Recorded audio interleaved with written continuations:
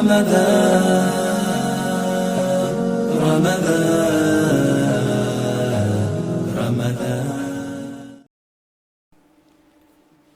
اللہ الرحمن الرحیم الحمد للہ رب العالمین والصلاة والسلام علی سید المرسلین وعلی آلہ وصحبہ اجمعین۔ رمضان مبارک کے اس مہینے میں ہم اس دفعہ صحیح بخاری کے چند ابواب کا مطالعہ کریں گے۔ تو پہلی بات تو یہ ہے کہ صحیح بخاری ہی خاص طور پہ ہم نے کیوں اس کو انتخاب کیا ہے، اس لیے کہ صحیح بخاری وہ کتاب ہے جو کہ 16 سال میں تیار ہوئی، اور امام بخاری رحمہ اللہ نے اس میں وہ صحیح احادیث جمع کیں جو کہ ہمارے تمام مسائل کا حل پیش کرتی ہیں۔ تو لہذا صحیح بخاری میں ہی یہ تمام چیزیں موجود ہیں، اور ایک وہ جامع کتاب ہے کہ جس میں پوری زندگی کے جتنے بھی مسائل ہیں سب کو پیش کر دیا گیا ہے۔ تو اس میں سے جو چند ابواب ہم پڑھ سکیں گے، ظاہر ہے کہ ایک مہینے میں کتاب کا پورا احاطہ تو نہیں ہو سکتا اور نہ ہی ہم اس کو پڑھ سکتے ہیں، تو اسی لیے پھر ہم نے اس کے چند ابواب کو ہی منتخب کیا ہے۔ ان ابواب میں ہم کوشش کریں گے جتنی بھی ہماری اللہ نے طاقت دی ہے اور اللہ کی توفیق ہمارے ساتھ رہی، تو سب سے پہلے تو کتاب الفتن جو کہ ایک اہم کتاب ہے کہ جس میں نبی کریم صلی اللہ علیہ وسلم نے ہمارے زمانے کے اور بعد میں آنے والے مختلف فتنوں کی نشاندہی کی ہے۔ تو ہر مسلمان کو اس بات کا ادراک ہونا چاہیے، احساس ہونا چاہیے کہ ان فتنوں کا مقابلہ ہم کیسے کر سکتے ہیں، کس طرح اپنے آپ کو بچا سکتے ہیں، اپنے دامن کو آلودہ نہیں کر سکتے اس قسم کی چیزوں سے۔ دوسرا باب جو ہے وہ ہے کتاب الاعتصام بالکتاب والسنہ، کتاب السنت کا تمسک اور کتاب السنت کی پوری طرح پابندی کرنا، اس کے بارے میں ایک اہم باب لے کر آئے ہیں جس میں کتاب السنت پر عمل کرنے کے حوالے سے احادیث کو جمع کیا گیا ہے۔ اور تیسرا جو باب ہے یا کتاب ہے وہ ہے کتاب التوحید جو کہ ہمارے عقائد سے تعلق رکھتی ہے۔ تو یہی امام بخاری کا ایک طرح سے اعجاز ہے، یہی انہوں نے بھی اس قسم کی اللہ تعالیٰ نے ان کو صلاحیت دی کہ انہوں نے اپنی کتاب کا بھی جو ابتدا کی وہ بھی کتاب الایمان سے کی، اور آخر میں انتہا بھی کتاب التوحید پہ کر کے عقیدے کی اہمیت کو اجاگر کیا ہے۔ تو ہم بھی یہی کو سمجھنے کی کوشش کریں گے کہ امام بخاری نے کتاب التوحید میں کن کن چیزوں کو نمایاں کیا ہے، کون کون سی باتیں وہ لے کر آئے ہیں، تاکہ ہم اس کے مطابق اپنے عقیدے کو درست کر سکیں۔ آئیے پہلے ہم دیکھتے ہیں کہ کتاب الفتن۔ تو کتاب الفتن میں جیسے میں نے عرض کیا کہ فتنوں کے حوالے سے امام بخاری نے احادیث جمع کی ہیں، تو فتن جو کہ جمع ہے فتنہ کی، اور قرآن کریم میں بھی اس کا کئی جگہ پہ ذکر آیا ہے، کئی مفاہیم میں ذکر آیا ہے، کئی اس کے مطالب ہیں، مفاہیم ہیں۔ جیسے قرآن کریم میں اس کو اس طرح ذکر کیا گیا کہ جو اللہ تعالیٰ کے دشمن ہیں ان کو جہنم میں جو ڈالا جائے گا، اور ان سے کہا جائے کہ ذوقوا فتنتکم ھذا الذی کنتم بہ تستعجلون، کہ اب اس فتنے کا مزہ چکھو جس کے بارے میں تم جلدی مچا رکھی تھی تم نے۔ تو یہ ان کو اس عذاب کی طرف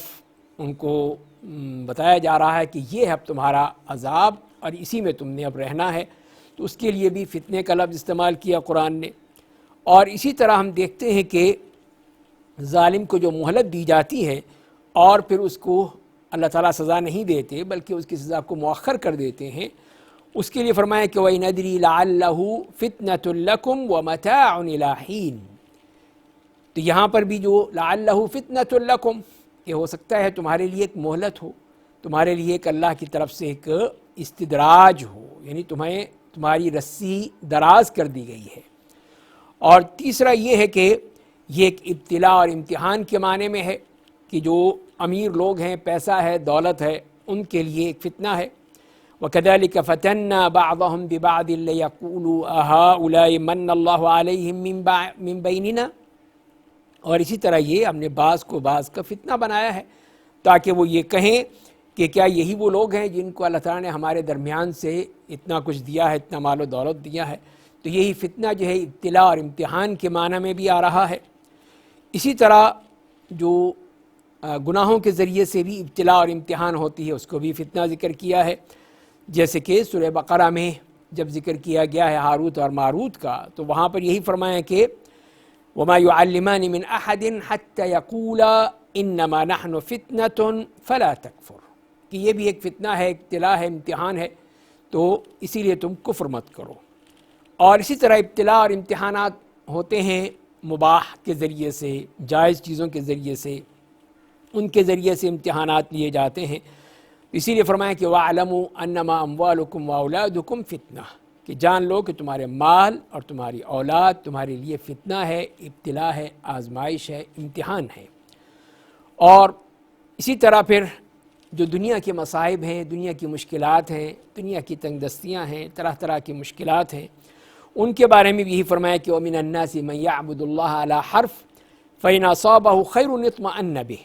وَإِنْ أَصَابَتْهُ فِتْنَةٌ انقلب علی وجہہ خسر الدنیا والآخرہ،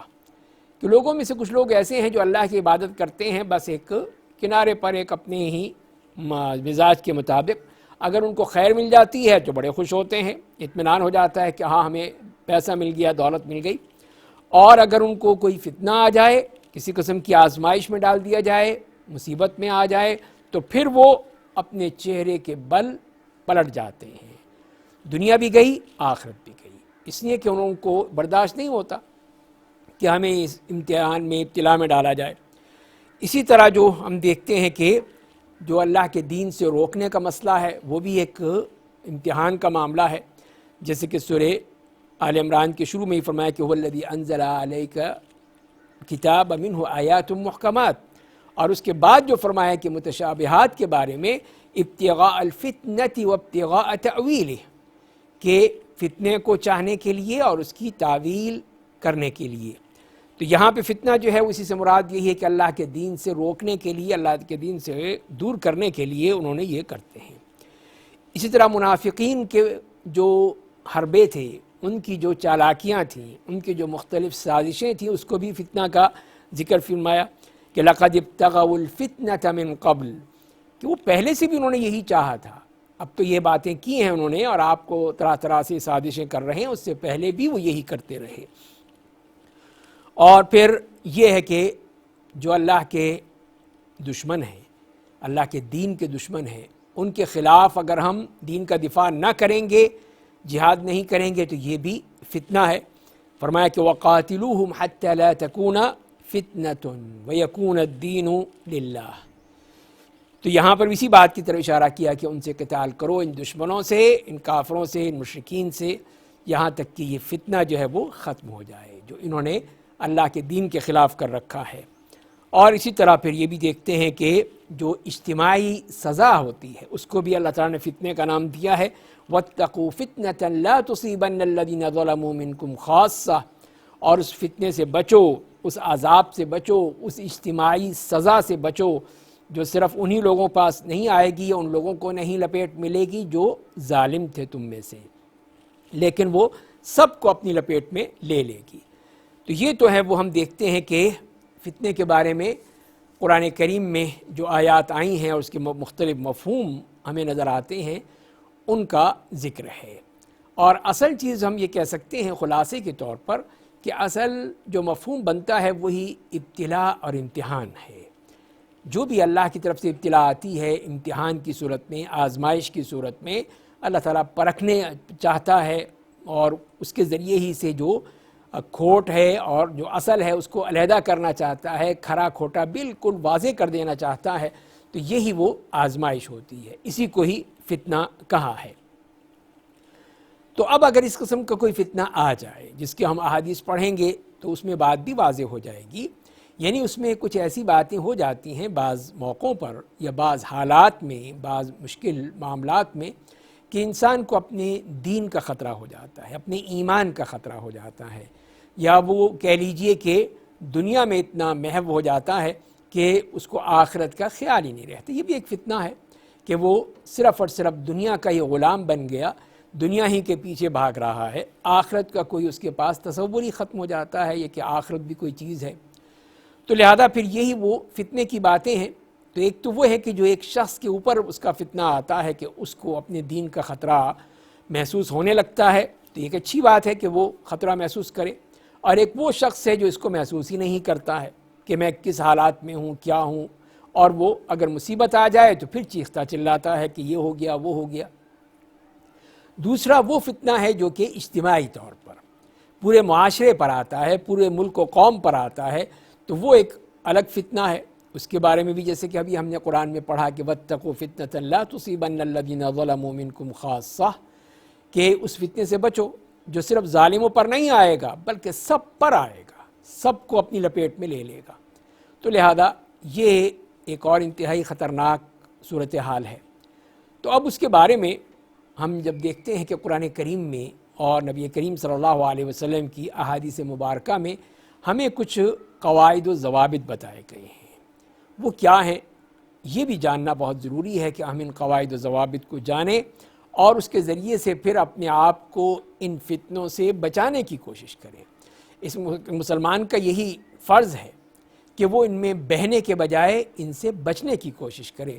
اور اپنے دامن کو بچا لے، تو یقیناً اللہ تعالیٰ بھی اس کی مدد فرمائیں گے اور وہ ان فتنوں سے بچ سکے گا۔ اس میں پہلی چیز ہی کیا ہے؟ پہلی چیز ہے توحید باری تعالیٰ۔ اس توحید باری تعالیٰ کو مضبوط کرنا ہے اپنے دل میں، اس لیے کہ یہ دلی عبادت ہے اور عقائد کا جو معاملہ ہے وہ دل سے ہوتا ہے، اور اللہ کے لیے مخلص ہونا، پورے اخلاص کے ساتھ ہم نے اللہ تعالیٰ کو جاننا ہے، پہچاننا ہے، اور پھر اس ایمان کو مضبوط کرنا ہے جو توحید کی شکل میں ہمارے دلوں میں موجود ہے۔ تو لہذا پھر اس کے لیے ہی ہم جب پوری طرح تیار ہوں گے، اس لیے کہ جب مصیبت آتی ہے تو پھر انسان سوچتا ہے کہ کس طرح میں اس سے بچ سکوں۔ تو جب یہ توحید مکمل ہوگی، توحید مضبوط ہوگی، مستحکم ہوگی، اسی وقت پھر وہ اللہ کی طرف توجہ کرے گا، جیسے فرمائے کہ ما اصاب من مصیبت الا باذن اللہ، کہ جو بھی مصیبت اللہ کی طرف سے ہوتی ہے۔ تو یہی پھر انسان جب یہ سوچتا ہے کہ یہ مصیبت آئی ہے مجھ پر، تو یہ سوچنے کے بجائے کہ یہ فلاں کی وجہ سے ہو گئی، فلاں نے یہ کر دیا تھا تب مجھ پہ یہ مصیبت آ گئی، یا یوں ہوتا تو نہ آتی، اس قسم کی باتوں کے بجائے جب اللہ پر ایمان اور یقین ہے تو پھر آدمی اسی آیت کی روشنی میں یہی کہنا چاہیے اور یہی اس کا زبان پہ ہونا چاہیے کہ ما اصاب من مصیبت الا باذن اللہ، اللہ کے حکم کے بغیر تو کچھ ہو نہیں سکتا ہے۔ فرمایا کہ انا کل شیء خلقناہ بقدر، کہ ہم نے ہر چیز کو ایک مقدار کے ساتھ پیدا کیا ہے، مقدر کر دیا ہے۔ تو ظاہر ہے کہ جب چیز ایک مقدار بھی ہے، مقدر بھی ہے، تقدیر بھی ہے، تو پھر رونا کس بات کا، پھر پریشانی کس بات کی؟ یہ تو اللہ کی طرف سے ہے تو ہو کر رہے گا۔ اگر میں وہاں چلا جاتا، باہر نکل جاتا، تو پھر یہ مصیبت نہ آتی، یہ بیماری نہ آتی، یہ وبا نہ آتی، یہ نہ ہوتا، وہ نہ ہوتا، آدمی یہ کہتا رہتا ہے، اور یہ سب کا سب ایمان کے منافی ہے۔ اسی لیے جو چیز ہونی ہے وہ ہو کر رہے گی، چاہے آدمی کہیں پر ہو۔ اگر موت آنی ہے تو موت آ کر رہے گی، بیماری ہے تو بیماری ہو کر رہے گی۔ یہی اللہ کا حکم تھا، اللہ کا فیصلہ تھا، اسی کو ہی ماننا ضروری ہوگا۔ اسی طرح ایک اور آیت میں یہ ارشاد فرمایا قُلْ لَن يُصِيبَنَا إِلَّا مَا كَتَبَ اللَّهُ لَنَا هُوَ مَوْلَانَا وَعَلَى اللَّهِ فَلْيَتَوَكَّلِ الْمُؤْمِنُونَ، کہ آپ کہہ دیجئے کہ ہمیں کوئی ایسی مصیبت نہیں آئے گی مگر یہ جو اللہ تعالیٰ نے ہمارے لیے لکھ دی ہے، وہی ہمارا آقا ہے، اور ہم اسی پر ہی، یعنی مومن اسی پر ہی توکل کرتے ہیں، اسی پہ بھروسہ کرتے ہیں، اسی پہ ہمارا اعتماد ہے۔ تو یہ ہے وہ ایمان کی کیفیت، یہ ہے وہ توحید کی کیفیت کہ انسان کے دل میں فوراً یہی آئے کہ یہ سب اللہ کی طرف سے تھا،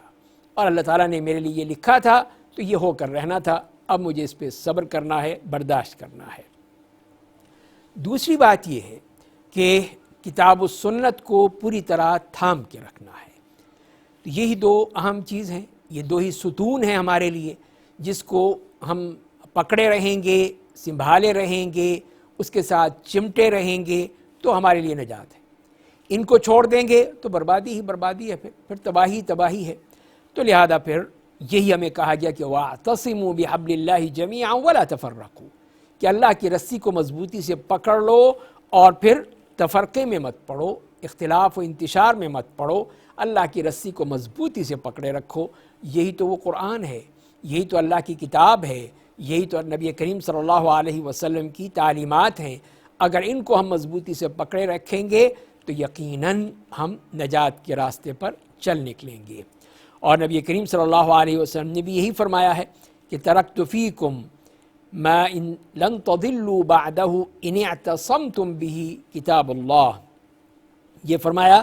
کہ میں ایک چیز چھوڑے جا رہا ہوں تمہارے درمیان، اگر تم نے اس کو پکڑے رکھا، مضبوطی سے پکڑے رکھا تو کبھی بھی گمراہ نہیں ہوگے۔ وہ کیا ہے؟ کتاب اللہ، اللہ کی کتاب۔ اور ایک روایت میں اس طرح آتا ہے، صحیح مسلم کی روایت ہے کہ ترکت فیکم امرین، دو باتیں چھوڑ کر جا رہا ہوں، لن تضلوا ما ان تمسکتم بہما، تم کبھی گمراہ نہیں ہوگے، کبھی بھی گمراہ نہیں ہوگے اگر تم نے ان کو پکڑے رکھا۔ کتاب اللہ و سنتی، اللہ کی کتاب اور میری سنت، ان دونوں کو تھامے رکھو، پکڑے رکھو، کبھی گمراہ نہیں ہوگے۔ وَلَن يَتَفَرَّقَا حَتَّى يَرِدَا عَلَى الْحَوْضِ، اور یہ دونوں علیحدہ نہیں ہوں گے یہاں تک کہ تم میرے پاس حوض کوثر پہ پہنچ جاؤ، یعنی قیامت تک کے لیے یہی نسخہ ہے، یہی وہ چیز ہے۔ تو لہذا پھر ہم حدیث میں بھی آتا ہے، ایک اور روایت میں اس طرح آتا ہے کہ عبداللہ ابن عبد الرحمن ابن ابزہ اپنے والد سے روایت کرتے ہیں کہ جب عثمان رضی اللہ تعالیٰ عنہ کے دور میں یہ اتنا بڑا فتنہ ہوا، اور وہی دیکھ لیجئے فتنے کی مثال ہمارے سامنے آ گئی کہ عثمان ابن عفان رضی اللہ تعالیٰ عنہ جو خلیفہ ہیں، امیر المؤمنین ہیں، اور ان کے خلاف یہ باغی سازش کرتے ہیں، ان کو ان کے گھر میں محصور کر دیتے ہیں، ان کو نماز تک پڑھنے اور پڑھانے کی اجازت نہیں ہوتی، کتنا بڑا فتنہ ہے۔ تو یہ وہ حالت ہوئی۔ تو اب اس میں جب معاملہ ہوا تو وہ کہتے ہیں کہ میں پھر ابی ابن کعب رضی اللہ تعالیٰ عنہ کے پاس گیا اور میں نے کہا کہ یا ابا المنذر ما المخرج، اے ابو المنذر اس کا حل کیا ہے، اب کیا کریں ہم اس حالات میں، کس انتہائی کٹھن حالات ہیں؟ تو فرماتے ہیں کہ کتاب اللہ، اللہ کی کتاب، بس یہی ہمارے پاس مخرج ہے، یہی وہ حل ہے، اسی کے ذریعے ہی سے ہم نجات پا سکتے ہیں۔ تیسری بات یہ ہے کہ عبادت، اللہ کی عبادت، اور جتنا بھی نیک عمل ہو سکتا ہے، جو بھی نیکی ہو سکتی ہے، جو بھی اللہ کے لیے ہم کر سکتے ہیں وہ ہم نے کرنا ہے، اس کے لیے کوشش کرنی ہے۔ وہ اسی لیے کہ معقل ابن یسار رضی اللہ تعالیٰ عنہ کی ایک حدیث آتی ہے تو اس کو سمجھنے کی ضرورت ہے کہ اس میں آپ فرماتے ہیں کہ العبادۃ فی الحرج کہجرۃ الی، کہ حرج کی حالت میں عبادت کرنا اس طرح ہے جیسے میری طرف ہجرت کرنا ہے۔ تو حرج سے مراد کیا ہے؟ حرج سے مراد یہی ہے، فتنہ ہے، کہ لوگوں کا آپس میں بالکل ہی گتھم گتھا ہو جانا، لوگوں کا آپس میں ایک دوسرے کے خلاف دشمنیاں کرنا، سازشیں کرنا، طرح طرح کے مسائل کا پیدا ہو جانا۔ اب اس وقت تو ہر شخص کو اپنی جان کی فکر ہوتی ہے، کس طرح میرا جان بچ جائے، میرا مال بچ جائے، میرے بچے بچ جائیں، میرا گھر ہے، میرا کاروبار ہے، میری ضرورتیں ہیں، یہ سب بچ جائیں۔ آدمی تو اس میں لگا ہوتا ہے۔ تو اس وقت کوئی عبادت کرتا ہے اور اپنے رب کو یاد رکھتا ہے تو یہ بہت بڑی بات ہے۔ اسی لیے فرمائیں کہ ہجرت الیہ، جیسے میری طرف ان لوگوں نے ہجرت کی تھی۔ تو صحابہ کرام کی ہجرت کو دیکھیے کہ انہوں نے کس حالت میں وہاں سے ہجرت کی تھی۔ کہیں وہ چھپ کر آ رہے ہیں، کہیں اپنے پیسے اور دولت ان کو دے کر آ رہے ہیں، کہیں مار کاٹ کے آ رہے ہیں، کہیں اور کسی طرح سے پہنچ رہے ہیں، لیکن انہوں نے ہر طرح سے کوشش کی کہ اب مکے میں رہنے کی گنجائش نہیں ہے، ہمیں مدینہ جانا ہی ہے۔ اور وہ پھر مدینہ آ کر انہوں نے ہجرت کی اور نبی کریم صلی اللہ علیہ وسلم کے ساتھ یہ ایک اسلامی مملکت بنائی انہوں نے۔ تو یہ ہے اصل چیز کہ اس موقع پہ عبادت کا خیال رکھنا، اللہ کو یاد رکھنا، تو یہ چیز جو ہے یہ بہت اہم ہے۔ اسی لیے پھر نبی کریم صلی اللہ علیہ وسلم نے خاص طور پر اس کی تاکید کی کہ ان حالات میں بھی بھولنا نہیں کہ تم نے اللہ کو چھوڑ دیا ہے۔ تو اس میں پھر تم نے اپنی عبادات کا خاص خیال رکھنا ہے، اور اس میں سب سے اہم چیز نماز ہے۔ نماز کا خیال رکھنا ہے،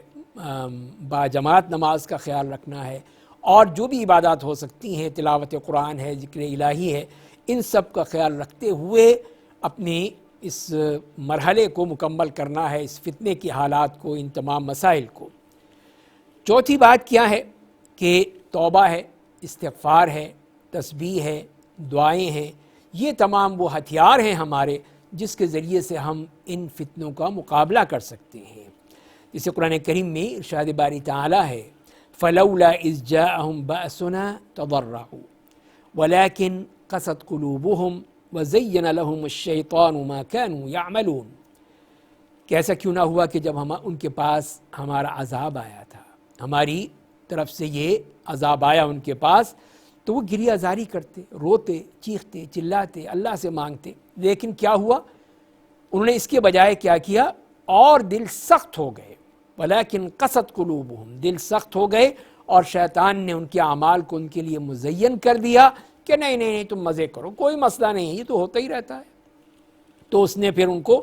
اسی میں رہنے دیا، اسی عیاشی میں اور اسی مستی میں، اور ان کو اللہ کی طرف رجوع کرنے کی نوبت نہیں آنے دی۔ تو یہی وجہ ہے کہ پھر وہ برباد ہو گئے، تباہ ہو گئے، اور اس فتنے نے ان کو بالکل ہی بیکار کر دیا۔ حضرت عباس، حضرت علی رضی اللہ تعالیٰ عنہ فرماتے ہیں کہ ما نزل بلاء الا بذنب ولا رفع الا بتوبہ،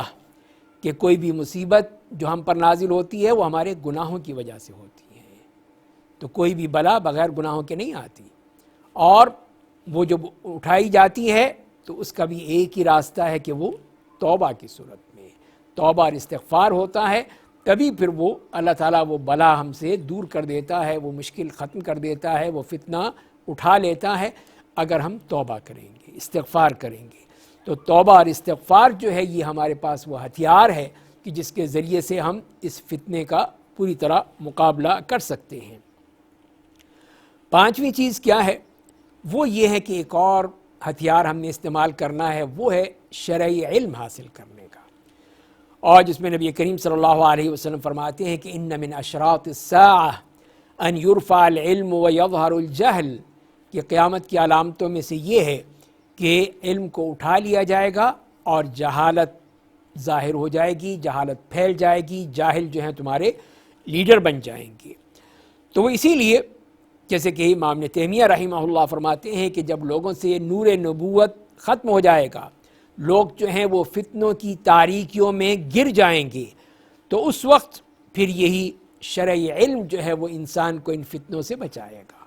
اس وقت اس کو معلوم ہوگا کہ صحیح بات کیا ہے، صحیح چیز کیا ہے، کس طرح میں اس سے بچ سکتا ہوں، کس طرح میں اپنے آپ کو بچا سکتا ہوں،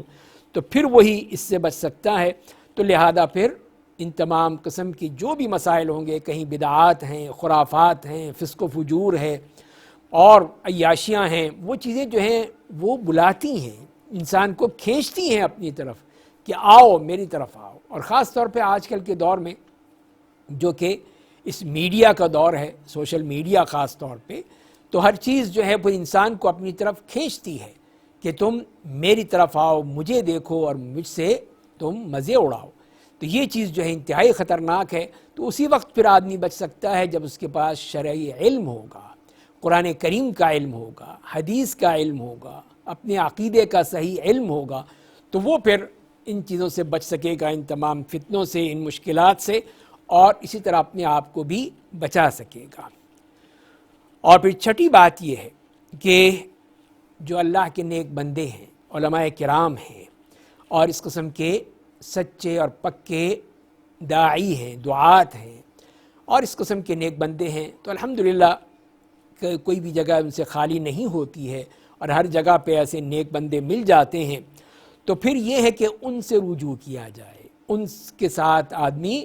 مشورہ کرنے کی کوشش کرے، ان سے بات کرنے کی کوشش کرے، ان سے ان باتوں کی طرف رجوع کرے کہ ان معاملات میں ہمیں کیا کرنا ہے،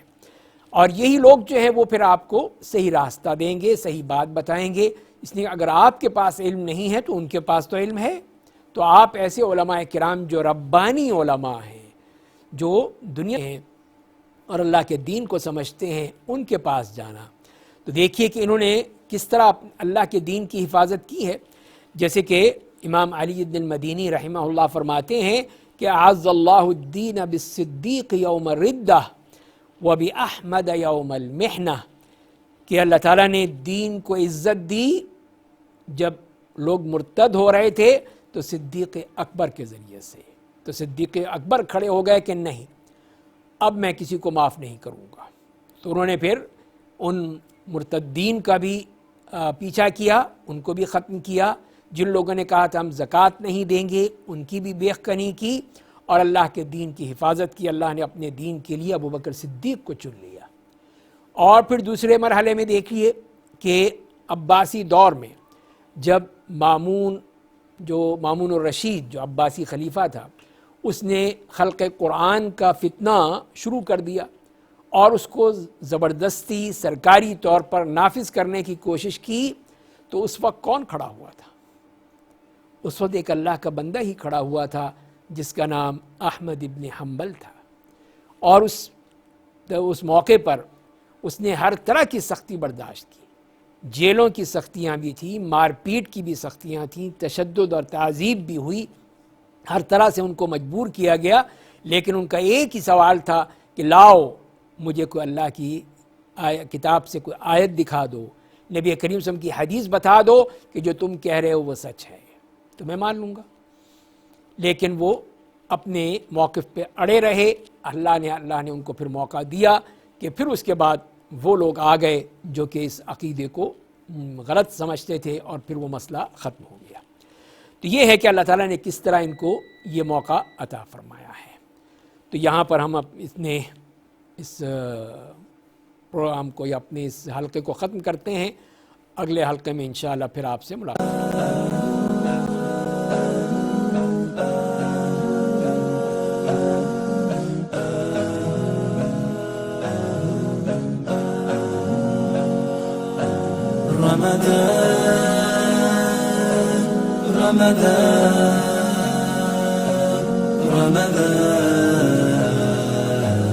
رمضان